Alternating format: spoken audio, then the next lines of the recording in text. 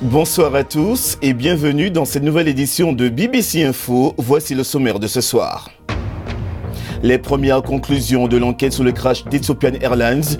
Les pilotes ont respecté toutes les procédures recommandées par Boeing. À l'occasion des 25 ans du génocide qui a fait près d'1 million de morts, nous vous raconterons la belle histoire d'amour entre un homme Tutsi et une femme Hutu. Et en fin de journal, nous irons au Kenya, où des enfants se mobilisent contre le réchauffement climatique. L'enquête sur le crash du vol Ethiopian Airlines confirme que la catastrophe ne vient pas d'une erreur humaine. Les pilotes du Boeing 737 MAX ont suivi toutes les procédures recommandées par l'avionneur. Selon les enquêteurs, après un décollage normal, l'avion a piqué du nez de manière répétée malgré les efforts des pilotes. Le système de stabilisation de l'avion est donc mis en cause, comme lors d'un précédent crash d'un appareil du même type l'an dernier. Les détails, Olivier Weber. 2 crashs en 5 mois, 346 morts. La réputation de Boeing est en jeu après de nouvelles preuves de la défaillance du système de stabilisation du nouveau 737 MAX 8. Chaque fois, le système a forcé l'avion à piquer du nez, empêchant les pilotes de reprendre le contrôle. Selon l'enquête préliminaire, les pilotes du vol Ethiopian Airlines ont suivi les procédures recommandées par Boeing. Les pilotes ne sont donc pas en faute. Nous recommandons que le système de gestion de vol et de stabilisation soit revu par le constructeur. Ce simulateur de vol montre à quoi ressemblait le 737 avant d'être modifié pour créer le MAX. Le capitaine Chris Brady, avec 18 années d'expérience sur 737, nous montre comment l'ancien système anti-décrochage fonctionne. Et il se demande si le nouveau système a été correctement conçu par Boeing et vérifié par la FAA, l'autorité américaine de régulation. Il faudra une enquête séparée sur la manière dont Boeing et la FAA ont agi de concert pour faire certifier un avion qui était doté d'un point de défaillance aussi catastrophique. Boeing fait face à des poursuites en justice et de multiples enquêtes. Nous pensions qu'après le premier accident, les recommandations de Boeing auraient empêché un deuxième accident, mais ça n'a pas été le cas. Les pilotes ont suivi les instructions de Boeing, par conséquent, Boeing est dans une situation très délicate. Boeing va examiner le rapport d'enquête publié aujourd'hui. L'avionneur dit avoir déjà modifié le MAX pour le rendre plus sûr et dit faire de la sécurité sa première priorité. En attendant, le 737 MAX reste cloué au sol partout dans le monde. Au Burkina Faso, le président Roch Marc Christian Kaboré a condamné les violences intercommunautaires qui ont coûté la vie à 62 personnes dans le nord du pays. Dans la nuit de dimanche, des individus armés ont pénétré dans un village près de Arbinda où ils ont tué un leader religieux ainsi que son fils aîné. Ce sont les représailles suite à ces meurtres qui ont donné lieu au massacre dont les victimes sont de l'ethnie Peul. Le Rwanda commémore cette semaine le 25e anniversaire du génocide. Pour les rescapés, ces commémorations font rejaillir dans les souvenirs des images qui les hantent. Dans le village de Mutete, à 40 km de Kigali, un homme prêche le pardon et le vivre ensemble malgré ce qui lui est arrivé. Le récit de Pierre-Antoine Denis. Voici Thomas. Il vit à Mutete, à 40 km au nord de Kigali. Ce père de 5 enfants est très respecté dans son village. Il est considéré comme une figure de la réconciliation. En 1994, pendant le génocide rwandais, plus de 800 000 personnes ont été tuées. La plupart appartenant à la minorité ethnique Tutsi. Tous les parents de Thomas ont fui le village, mais lui en a décidé autrement. Je ne voyais aucune raison de partir. Tant que les agresseurs étaient mes voisins, mes amis, des gens avec qui je partageais tout, il était inconcevable qu'ils puissent me tuer.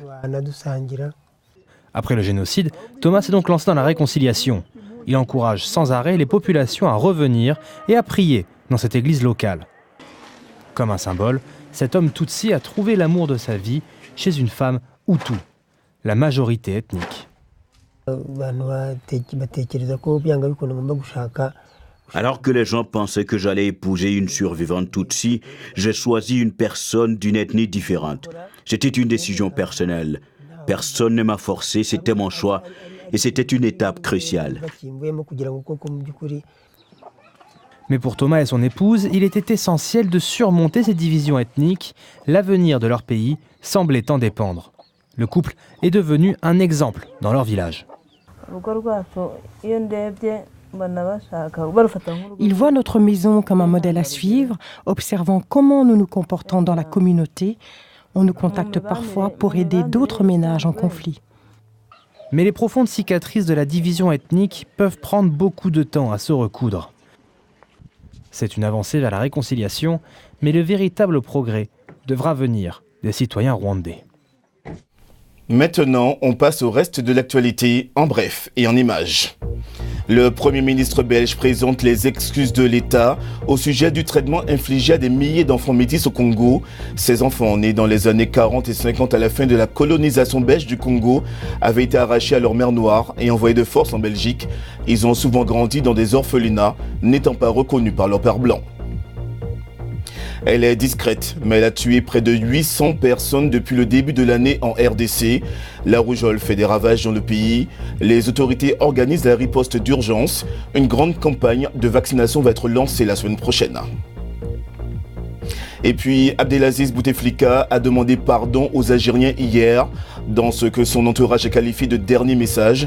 Mais à l'heure d'une transition politique qui s'annonce incertaine, une bataille de succession semble déjà se jouer dans l'ombre. Quelles sont les conséquences de la pollution de l'air dans notre corps? Les scientifiques affirment qu'elle cause beaucoup plus de dommages qu'on ne le pensait, non seulement dans les poumons, mais aussi dans d'autres organes comme le cœur et le cerveau. Et les enfants sont particulièrement à risque, comme nous l'explique Claire Onemendi. À l'extérieur d'une école, nous sommes équipés d'une caméra thermique pour visualiser le gaz d'échappement. Selon les scientifiques, la pollution de l'air est beaucoup plus dangereuse que ce que l'on pensait. Les gaz d'échappement sont bien visibles dans cette vidéo parce qu'ils sont plus chauds que l'air ambiant. Les enfants y sont directement exposés. Ils sont plus près du sol que les adultes. Leur santé est donc plus menacée. C'est l'équipement que vous utiliserez pour contrôler la pollution de l'air ou la propreté de l'air que vous respirez pendant la semaine. Pour en savoir plus, les chercheurs leur distribuent des moniteurs de pollution, des sacs à dos équipés de dispositifs qui mesurent la qualité de l'air. Il aspire l'air et stocke toutes les données ici. Les enfants eux-mêmes sont bien conscients des dangers de la pollution. La pollution de l'air peut traverser vos poumons et vous rendre malade. Et vous pouvez même aller à l'hôpital. La pollution, c'est invisible, mais c'est sale. Ça peut aussi causer de l'asthme et te rendre vraiment malade. Et ce garçon, Alfie, dit souffrir lorsque l'air est pollué. Mal ici et ici. J'ai donc dû rester debout une nuit parce que ma poitrine me faisait mal à cause de tout l'air pollué. Et je n'arrivais pas à dormir. Ma mère devait rester éveillée parce qu'elle s'occupait de moi. La pollution atmosphérique peut avoir plusieurs impacts négatifs sur notre santé. Tout d'abord, dans nos voies respiratoires. Elle peut provoquer des inflammations, des crises d'asthme et des maladies comme le cancer du poumon. Et aussi à l'intérieur des poumons, car les particules les plus minuscules peuvent passer dans le sang et causer de graves dommages en bloquant les artères, augmentant ainsi le risque de maladies cardiaques et d'AVC. Et la pollution peut aussi atteindre le cerveau. Et ce sont les enfants qui sont le plus exposés. Nous savons maintenant qu'elle affecte non seulement le système respiratoire, mais aussi le système cardiovasculaire, le cœur, le cerveau, les différentes parties du corps et son développement. Nous connaissons mieux son impact sur la santé et nous savons qu'il est beaucoup plus urgent que nous le pensions de nous attaquer à ce problème. La semaine prochaine, Londres frappera au porte-monnaie au nom de la santé publique en taxant les véhicules les plus polluants qui souhaitent rentrer dans le centre-ville. Car selon les scientifiques, il est urgent de baisser les seuils d'exposition aux particules fines. Et on poursuit avec le réchauffement climatique, qui est sans aucun doute le plus grand défi de notre ère. L'Afrique devrait être, selon différents rapports, le continent le plus durement touché. Mais un groupe d'écoliers du Kenya espère encourager d'autres enfants à faire partie de la solution et non du problème. Regardez.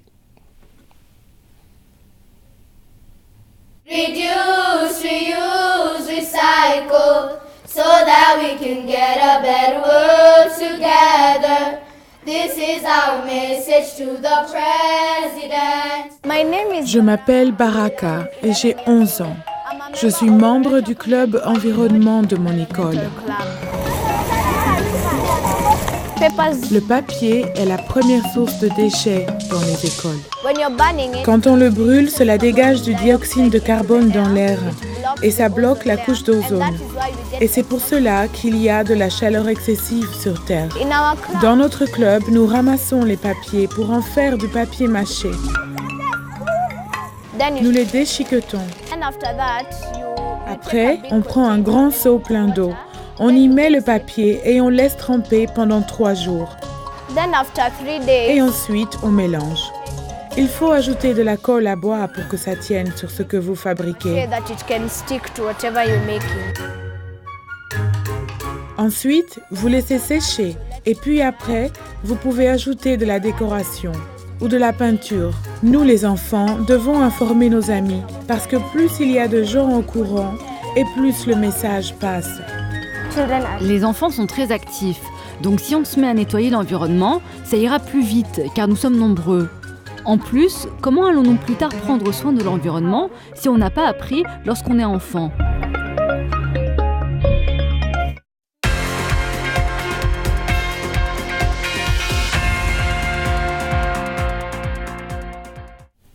Vous l'avez deviné, nous allons parler sport.